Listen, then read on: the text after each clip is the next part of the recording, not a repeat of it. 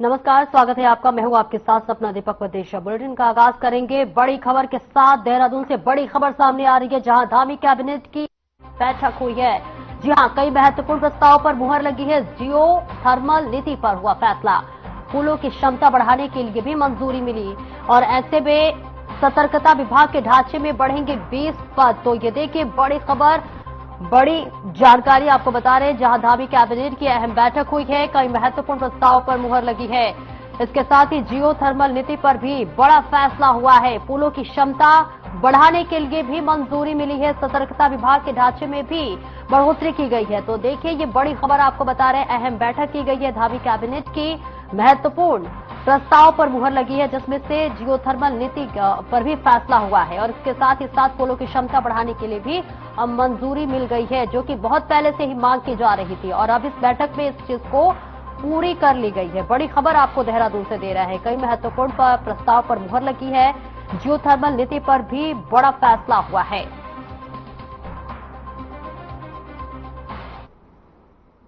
और आगे जिले के एसपी प्रहलाद मीणा ने आपराधिक समीक्षा को लेकर बैठक आयोजित की, जिसमें उन्होंने आपराधिक गतिविधियों को रोकने और पंचायती चुनाव में सुरक्षा व्यवस्था को लेकर और जोर दिया है।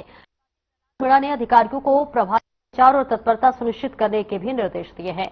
उन्होंने कहा कि पंचायती चुनाव के दौरान सुरक्षा व्यवस्था को लेकर विशेष सावधानी बरतनी होगी और किसी भी अप्रिय घटना को रोकने के लिए आवश्यक कदम उठाए जाने चाहिए।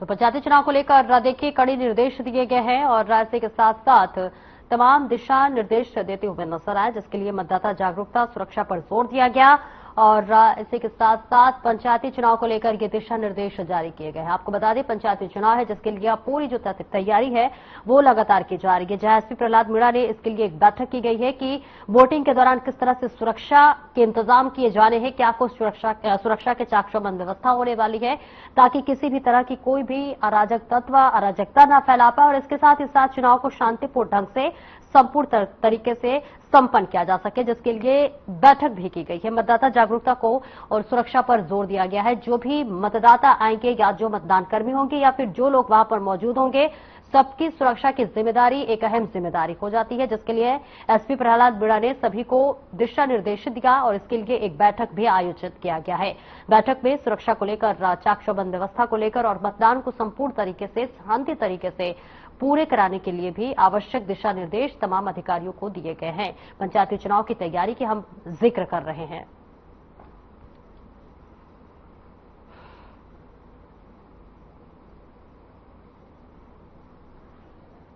इसमें हमारा क्राइम का रिव्यू किया गया है, कुछ प्रिवेंटिव एक्शन जो है उनको लेकर रिव्यू किया गया है। इसके साथ ही आगामी जो पंचायत चुनाव है उसमें जो संवेदनशीलता है पोलिंग स्टेशन में, उसके अनुसार इनको क्या कार्रवाई करनी है उसके संबंध में निर्देश दिया गया है। क्योंकि बारिश का सीजन चल रहा है और इस दौरान चुनाव भी पोलिंग स्टेशन का होने के लिए, और अगर वहाँ पर उस दिन ज़्यादा बारिश होती है तो जिला प्रशासन से आपदा प्रबंधन से ऑपरेशन स्थापित करेगा।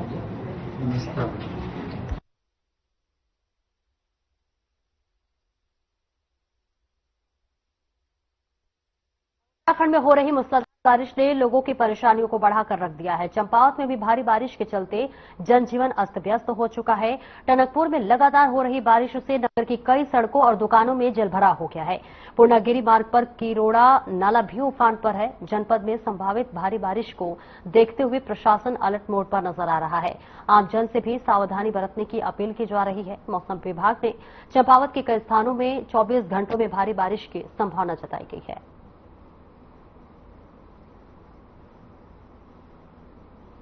तो चंपावत बारिश की वजह से जनजीवन अस्त व्यस्त होता हुआ नजर आ रहा है। लगातार बारिश हो रही है। क्षेत्र में सड़कों और दुकानों में भी पानी घुस गया है, जलभराव हो गया, जिससे कई तरह की दिक्कतों का सामना करना पड़ रहा है। आवागमन ठप है, बिजली भी गुल है, ऐसे में घरों में पानी भी घुस गया है।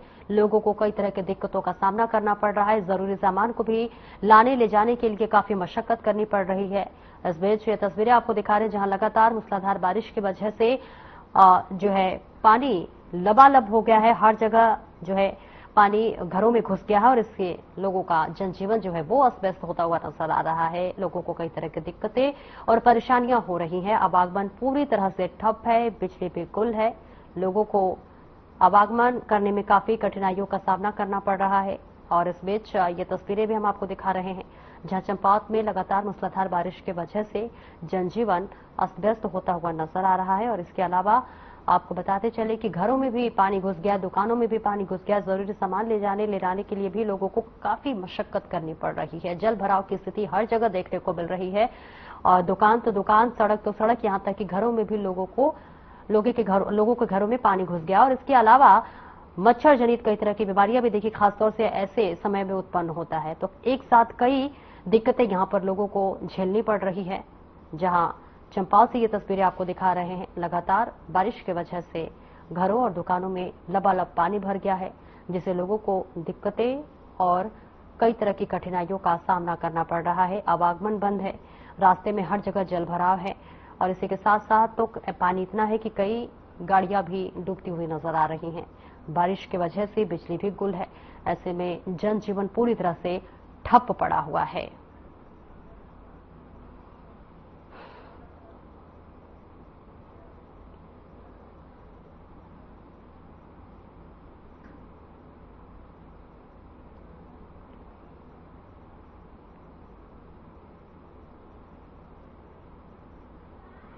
तो मानसून का सीजन चल रहा है और एक जगह नहीं बल्कि देखिए लगातार कई राज्यों में ऐसी तस्वीरें आती हैं। और देखिए एक तरह से कहें तो भयावह तस्वीरें भी होती हैं, क्योंकि लगातार बारिश की वजह से गर्मी से राहत तो जरूर मिलती है, लेकिन किसानों का फसल भी डूब जाता है, किसानों को परेशानी होती है। आम जनता जिनका जनजीवन अस्त व्यस्त भी होता हुआ नजर आता है, जो जरूरी सामान है वो भी लाने के लिए दुकान में नहीं जा सकते, क्योंकि दुकान में भी पानी भरा हुआ है। आवागमन जो है वो पूरी तरह से ठप है। लोगों को घुटने घुटने तक पानी को पार करके एक जगह से दूसरी जगह जाना पड़ रहा है। स्कूल कॉलेज सब बंद पड़े हुए हैं, क्योंकि लगातार बारिश की वजह से हर जगह जल भराव की स्थिति देखी जा रही है। घरों, दुकानों, स्कूलों या फिर जिस जगह आपकी नजरें जाएगी, हर जगह सिर्फ पानी ही पानी आपको नजर आ रहा होगा। लगातार बारिश की वजह से किसान, आम जनता और यहां तक कि दुकानदारी जो है वो ठप पड़ी हुई है। दुकानदार जो है वो परेशान है। क्षेत्र में लगातार मूसलाधार बारिश हो रही है और बारिश की वजह से यहां लोगों के जो आवागमन है वो ठप पड़े हुए। लगातार लोगों को कई तरह की दिक्कतों का सामना करना पड़ रहा है। एक तरफ लोग गर्मी की मार झेल रहे थे, बारिश की जो है इंतजार में थे, लेकिन इस बीच बारिश आई भी तो ऐसी आफत लेके आई जिससे लोगों के जनजीवन को अस्त व्यस्त कर दिया। आवागमन पूरी तरह से जो है बाधित हो गया। इसके अलावा नदियों की बात कर ले, तालाबों की बात कर ले तो हर जगह पानी घुस गया है, नदियां तो उफान पर हैं। और इसके अलावा कई तरह की दिक्कतों का सामना करना पड़ रहा है। और कई जगह देखिए हॉस्पिटल्स की बात कर ले, वहां तक भी पानी घुस गया। और इसके अलावा कई तरह के इस मौसम में खासतौर से बीमारियां जरूर देखने को मिलती हैं।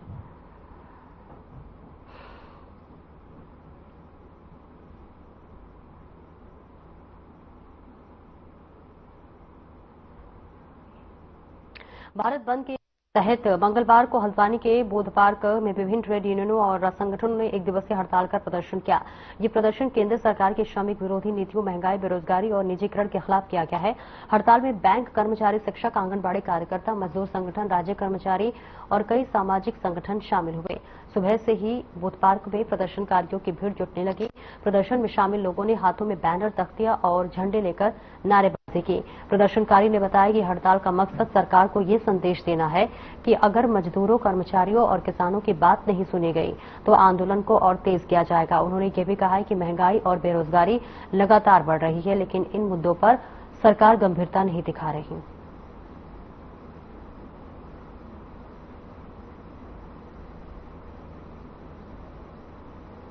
देखिए, मुख्य तौर पर मांग यह है कि जो सामाजिक सुरक्षा सरकार खत्म कर रही है उसको बहाल करे। कर्मचारियों को न्यूनतम वेतन 36,000 रुपया महीना दिया जाए और जो ठेका प्रथा है इस देश के अंदर उसे खत्म किया जाए। और देश में जो सरकार नए तरह के कानून ला रही है जिसमें यूनियन का अधिकार छीना जा रहा है, यूनियन के माध्यम से लोग अपना हक अधिकार ले पाते हैं, उसको छीना जा रहा है। ये सब चीजें बहुत विकराल तौर पर हो रही हैं और सरकार इसमें वर्कमैन का, कर्मचारियों का प्रोटेक्शन करने के बजाय उनको दंडित कर रही है। वर्कलोड बढ़ा दिया है, काम के घंटे 8 घंटे से 9.5 घंटे करने की सरकार की योजना है और यहाँ तक कि सरकार न्यूनतम वेतन को 192-93 रुपया मान रही है, जबकि मार्केट में इससे ज्यादा की न्यूनतम दिहाड़ी चल रही है। तो ये अपने आप में शर्मनाक बात है कि सरकार इस देश के संसाधनों का निजीकरण कर रही है, संस्थानों का निजीकरण कर रही है। पब्लिक सेक्टर जहाँ की सबसे ज्यादा रोजगार है उसमें लगातार भर्तियां नहीं कर रही है। हम भोजन माता संगठन से हैं, GGIC इंटर कॉलेज के, और हम सरकार से इस गुस्से में है। एक तो सरकार कहती है भोजन माताएं, हम लोगों को इतना बड़ा नाम दे रखा भोजन माताओं का, लेकिन हम भोजन माताओं का जैसा कोई काम नहीं है। सरकार से हमारी यही लड़ाई है कि हमें न्यूनतम वेतन दिया जाए और हमें स्थायी कर्मचारी किया जाए। और सरकार जब वोट मांगती है तब तो हमारे घर घरों में आती है, कभी फोन में मैसेज डालती है कि आपका वोट वहाँ है, आपका सेंटर केंद्र वहाँ है, ये है वो है करके। और जब हम उनसे मिलने के लिए, सरकार से मिलने के लिए जाती है, हमको रोक लगा दिया जाता है। हम इस चीज के लिए रोक क्यों लगाया जाता है?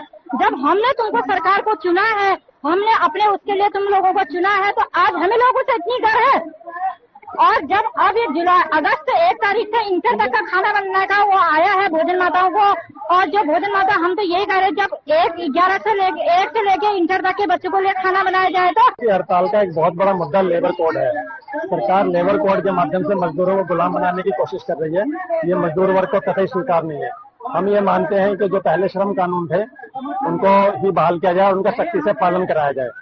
और लेबर कोड के अलावा एक बहुत बड़ा मुद्दा जो निजीकरण की नीतियां हैं सरकार की, निजीकरण उदारीकरण, और जो हर क्षेत्र का विनिवेशीकरण कर रहे हैं हर संस्था का, हम उसके खिलाफ हड़ताल पे हैं। और इसके साथ साथ जो सभी सरकारी विभाग हैं उनमें लाखों की संख्या में पोस्ट वैकेंट पड़ी है और बेरोजगारी इतनी ज्यादा चरम पर पहुंच चुकी है कि वो बिल्कुल एक अमानवीय स्तर पर पहुंच चुकी है। सर, मैं Yogesh Pant, Uttaranchal bank employ union से मैं बैंक कर्मियों का प्रतिनिधित्व करता हूँ।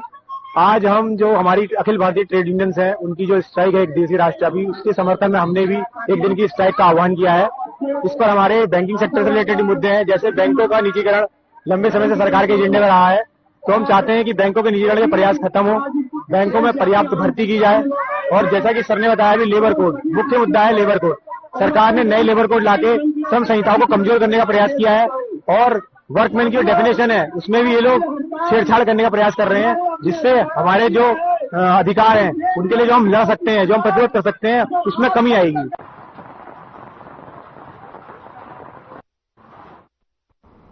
एक ब्रेक के लिए रुकेंगे, जल्द लौटते हैं।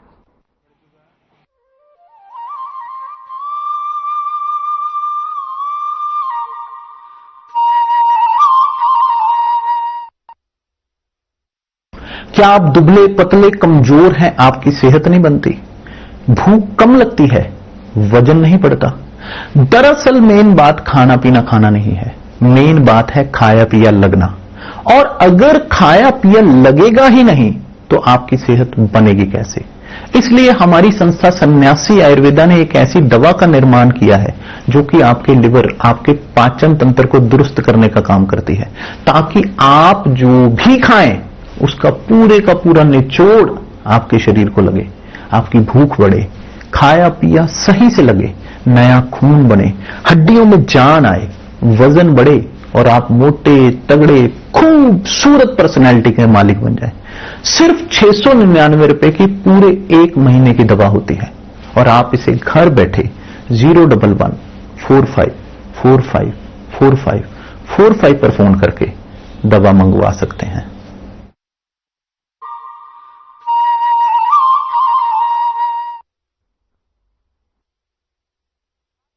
स्वागत है आपका। खबर उत्तराखंड के देहरादून का विधानसभा भवन एक ऐतिहासिक पल का साक्षी बना, जब अंतर्राष्ट्रीय संसदीय अध्ययन शोध एवं प्रशिक्षण संस्थान और स्वामी राम हिमालयन स्कूल जौलीग्रांट के बीच सहयोग ज्ञापन पर हस्ताक्षर किए गए।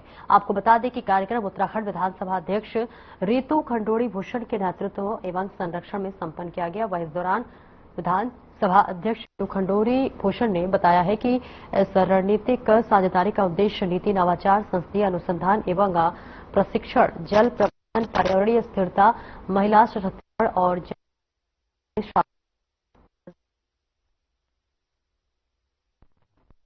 जानते हैं कि मेरा जो international institute of parliamentary studies research and training, हमने आपको पहले भी बताया था कि हमने इसकी शुरुआत की थी। पिछली बार जब हमारा यहाँ यहाँ पे था, तो हमने इसको दोबारा से शुरू करा था।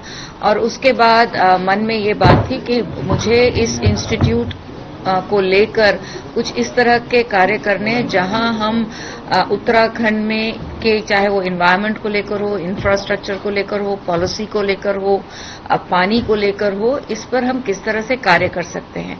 और इसमें मुझे ये चीज समझ में आई कि बच्चे, क्योंकि जो मेरा पहला कार्यक्रम इस रिसर्च का इंस्टीट्यूट का हुआ वो चमोली के बच्चों के साथ हुआ, और जिस तरह की प्लेटफॉर्म मिलने पे जिस तरह से उन्होंने वहां पर हर एक विषय पर इतना सुंदर बोला, तो मुझे ये समझ में आया कि बच्चों के साथ काम करने में, यूनिवर्सिटीज के साथ काम करने में हम एक इम्पैक्ट कर पाएंगे। देखिए, हम लोग एरिया प्रायोरिटाइज किया है हमने।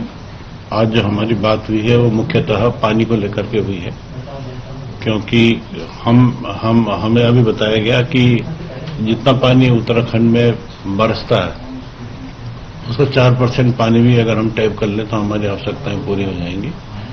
तो हम ये कोशिश करेंगे कि कहीं मॉडल प्लेसेस पे खास करके गैरसैंड के आसपास के जो गांव हैं वहां पर इस टेक्नोलॉजी को दिखाएं, क्योंकि जो हैंडपंप आपने देखे होंगे उसको रिचार्ज करने का भी एक चुनौती है। पौड़ी के एरिया में हमारे विश्वविद्यालय ने कुछ हैंडपंप्स को रिचार्ज किया है। तो पानी की समस्या और जलवायु परिवर्तन की समस्या और भी कई किस्म के जो शोध हैं जो इस एमओयू के अंदर आते हैं उसके ऊपर हम काम करेंगे।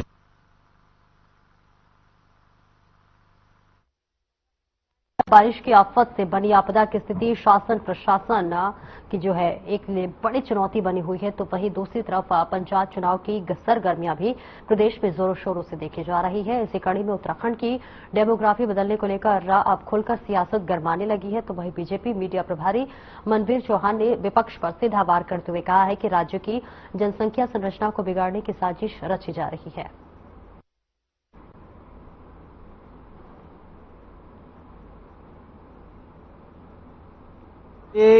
कुछ सालों में जिस तरह से कुछ लोगों के द्वारा उत्तराखंड राज्य की डेमोग्राफी परिवर्तित करने की साजिश रची गई और उसमें कई विपक्षी दल भी शामिल हैं जिनको अपने वोट बैंक की राजनीति करनी होती है और तुष्टीकरण की राजनीति करनी होती है। उनके द्वारा एक षड्यंत्र के तहत उत्तराखंड की डेमोग्राफी को परिवर्तित करने का काम किया गया। इस पर नियंत्रण के लिए हमारी भारतीय जनता पार्टी की सरकार और हमारे मुख्यमंत्री माननीय पुष्कर सिंह धामी जी कृत संकल्पित हैं।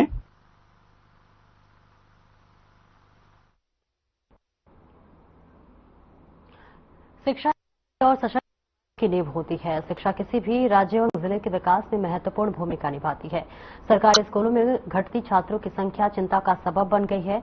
इस समस्या को दूर करने देखिए, मामला गंभीर है, ये निश्चित रूप से है, लेकिन जिस प्रकार से विपक्ष यहाँ पे आरोप लगा रहा है कि बचाने की कोशिश हो रही है, इस तरीके की कोई बात नहीं है। जो भी देखिए, हमारे सीधा स्पष्ट संदेश है कि जो भी दोषी होगा उन पर कार्रवाई होगी और नियमों के तहत होगी। तो यहाँ पे किसी को बचने और बचाने का प्रश्न ही उठता नहीं है। ये कांग्रेस पार्टी में चलता था और कांग्रेस पार्टी में ही ये नियत बनी है कि अगर हमारा व्यक्ति कोई गलत करेगा तो उसको जो है संरक्षण दिया जाएगा, लेकिन भाजपा में ऐसा नहीं है।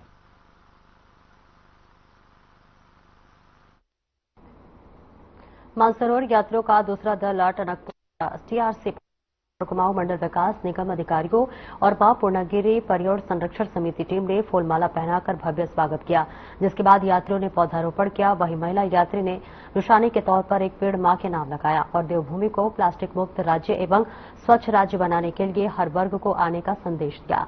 इस दौरान कुमाऊं विकास मंडल निगम की ओर से सांस्कृतिक कार्यक्रमों का आयोजन किया गया।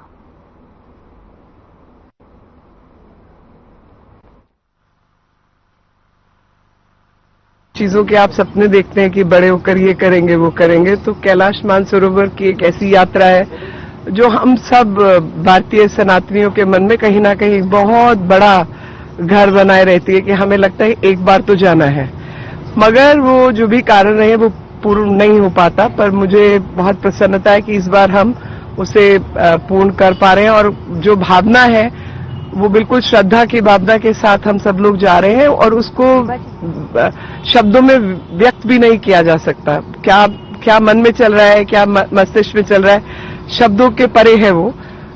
लेकिन ऐसा सुंदर जो पूरा वातावरण है और जिसमें इन बच्चों का खास तौर पे धन्यवाद उत्तराखंड के सभी मेरे भाई बहन जो स्वागत के लिए भी यहाँ उपस्थित है, का आभार, धन्यवाद। देखिए, जो आदि कैलाश मानसरोवर यात्रा का जो दूसरा दल है वो पर्यटक आवास गृह टनकपुर पर 4:30 बजे यहाँ पर पहुंचा। हमारे द्वारा उनको फूलमाला से स्वागत किया गया और वेलकम ड्रिंक में ब्रॉन्ज का जूस सर्व किया गया। फिर उसके बाद हमने उनको यहाँ पर रंगारंग कार्यक्रम का एक प्रोग्राम रखा जिसमें यात्रियों द्वारा काफी खुशी जताई जा रही है और अभी थोड़ी देर बाद हम उनका डिनर का सर्व करेंगे। और जहाँ तक है सुबह 8:30 से लेकर 9 बजे के समथिंग हम इनका ब्रेकफास्ट करवा के इनको आगे के लिए रवाना करेंगे।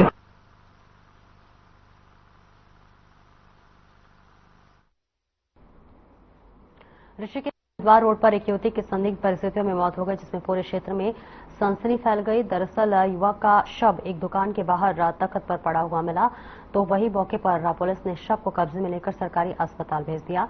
आपको बता दें कि घटना पुरानी चुंगी इलाके की है, जिसमें मृतक की पहचान अभी तक नहीं हो पाई है। हालांकि पुलिस युवक की पहचान करने के प्रयास में जुटी हुई है और फिलहाल पुलिस ने युवक का शव सरकारी अस्पताल की मोर्चरी में रखवाया है।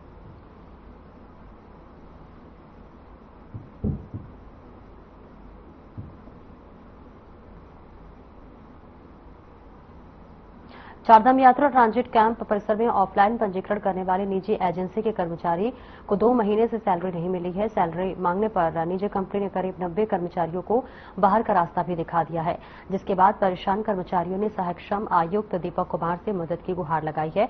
तो वही सहायक श्रम आयुक्त ने एजेंसी की फोन पर 2 दिनों में कर्मचारियों की सैलरी देने के निर्देश दिए हैं। साथ ही निर्देशों का पालन नहीं होने पर एजेंसी को कड़ी कार्रवाई करने की भी चेतावनी दी है। बता दें कि चारधाम यात्रा के शुभारंभ पर यात्रा ट्रांजिट कैंप परिसर में ऑफलाइन पंजीकरण कराने की सुविधा एक निजी एजेंसी के द्वारा यात्रियों को दी गई है।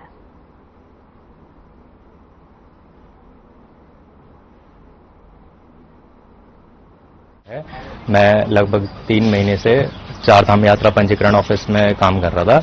ठीक है, हम लोगों को अपॉइंट किया गया था रजिस्ट्रेशन डिपार्टमेंट के द्वारा रजिस्ट्रेशन के लिए, और मैं फोन कॉल स्टाफ का हेड हूं। ठीक है, जितने भी हमारे साथ साथी हैं उनकी लगभग 2 महीने से सैलरी नहीं आ रही है। ठीक है, सभी लोग बहुत परेशान हैं और हम लोगों को कोई एक वाजिब जवाब क्यों नहीं दिया जा रहा है। जो नए हैं उनको कितना वेतन दिया गया? देखिए, अभी लगभग 9,000 10,000 रुपये बताया गया है, कंफर्म किसी को नहीं बताया गया है। कुछ लोग ऐसे हैं जिनको बताया ही नहीं गया है। ठीक है, तो काफी प्रॉब्लम हो रही है। सब लोग जैसे मेरा जो स्टाफ है वो मेरे को बार बार फोन करके पूछ रहा है कि भाई सैलरीज कब आ रही हैं, सैलरीज कब आ रही है। दरअसल प्रकरण है कि चारधाम यात्रा में एक मैन पावर एजेंसी है एथिक्स इंफोटेक, जो हमारे यहाँ पे जो शिकायतकर्ता जो बच्चे आए थे, तो उन्होंने बताया कि लगभग 90 का स्टाफ है और इनको पिछले 2 महीने से जो है वेतन नहीं दिया गया है।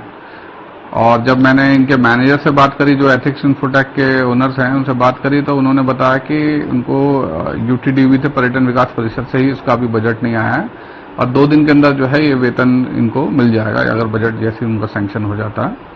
तो अभी हमारी जब वार्ता हुई है तो हमने इनमें सख्त निर्देश दिए हैं कि जो भी इसमें काम कर रहे हैं बच्चे, इन सबको जो है मिनिमम वेजेस के अकॉर्डिंग ये भुगतान करेंगे और जो भी इनके देयक हैं वो पूरी तरह से इनको दिए जाएं। अन्यथा की दिशा में जो प्रचलित और अद्यतन हमारे श्रम अधिनियम है उसके अनुसार इन पर कार्रवाई की जाएगी।